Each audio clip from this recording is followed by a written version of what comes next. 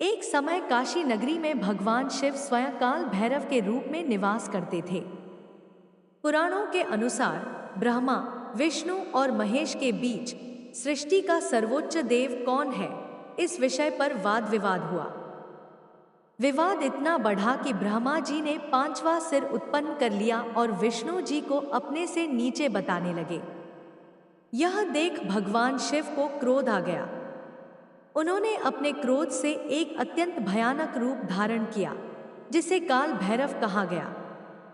काल भैरव ने प्रकट होते ही अपने त्रिशूल से ब्रह्मा जी का एक सिर काट दिया। चूंकि ब्रह्मा जी का सिर काटना ब्रह्महत्या कहलाता है, इसलिए यह पाप काल भैरव के ऊपर लग गया। प्रायश्चित के लिए भैरव बाबा ने ब्रह्मा जी का कटा हुआ सिर अपने हाथ में लिया और पूरे ब्रह्मांड में घूमते रहे।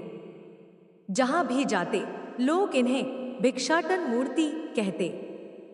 अंततः काशी, वाराणसी पहुंचते ही ब्रह्मा जी का सिर इनके हाथ से गिर गया और पाप से मुक्ति मिली।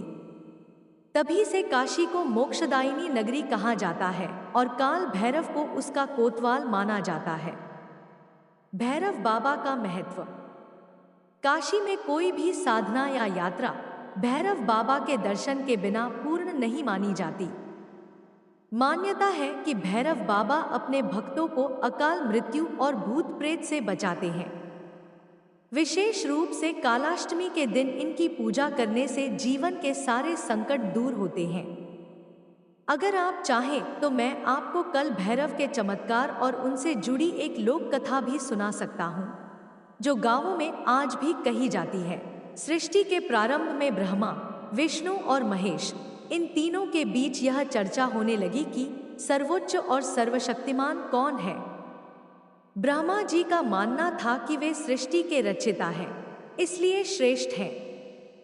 विष्णु जी का कहना था कि वे पालन करता है, अतः सर्वोत्तम है। महादेव शिव जी सदा की भांति मौन और समाधि में लीन थे। विवाद बढ़ा तो ब्रह्मा जी के भीतर अहंकार उत्पन्न हुआ। उन्होंने पांचवा सिर उत्पन्न कर दिया और विष्णु जी को उपदेश देने लगे। 2 शिव का क्रोध और काल भैरव का जन्म। जब यह स्थिति असहनीय हो गई, तब भगवान शिव ने अपने क्रोध से एक विकराल, तेजस्वी, उग्र रूप धारण किया, काल भैरव। उनके स्वरूप का वर्णन काले वर्ण का, रक्तज्वाला से दहकती आंखें, मस्तक पर चंद्रमा, गले में भूत पिशाचों की माला, हाथ में त्रिशूल और खप्पर। उनकी गर्जना से सभी लोग कांप उठे। काल भैरव ने बिना विलंब किए ब्रह्मा जी का पांचवा सिर काट दिया। 3 भिक्षाटन मूर्ति और प्रायश्चित। ब्रह्महत्या का पाप उनके ऊपर लग गया। नियम के अनुसार ब्रह्मा जी का सिर उनके हाथ से तभी अलग होगा जब वे प्रायश्चित पूरा करेंगे। काल भैरव नग्न अवस्था में, हाथ में खप्पर लिए, भिक्षा मांगते हुए तीनों लोकों में घूमते रहे। जहां भी जाते लोग भयभीत हो जाते, परंतु उनकी आंखों में करुणा और न्याय की ज्योति थी। 4 काशी में प्रवेश और पाप से मुक्ति।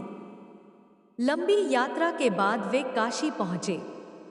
जैसे ही उन्होंने पावन भूमि पर पांव रखा, ब्रह्मा जी का सिर उनके हाथ से गिर पड़ा। ब्रह्महत्या का पाप गंगा में विलीन हो गया। देवताओं ने पुष्पवर्षा कर उनका स्वागत किया। शिव जी ने घोषणा की, काशी का कोतवाल अब काल भैरव होगा।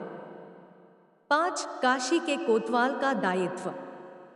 काल भैरव को यह जिम्मेदारी मिली कि वे काशी आने वाले हर जीव के कर्मों का लेखा जोखा रखें, मोक्ष पाने योग्य भक्तों को मार्ग दिखाए, दुष्टों को दंड दे। आज भी मान्यता है कि काशी यात्रा तब तक पूर्ण नहीं मानी जाती जब तक काल भैरव के दर्शन न हो जाए।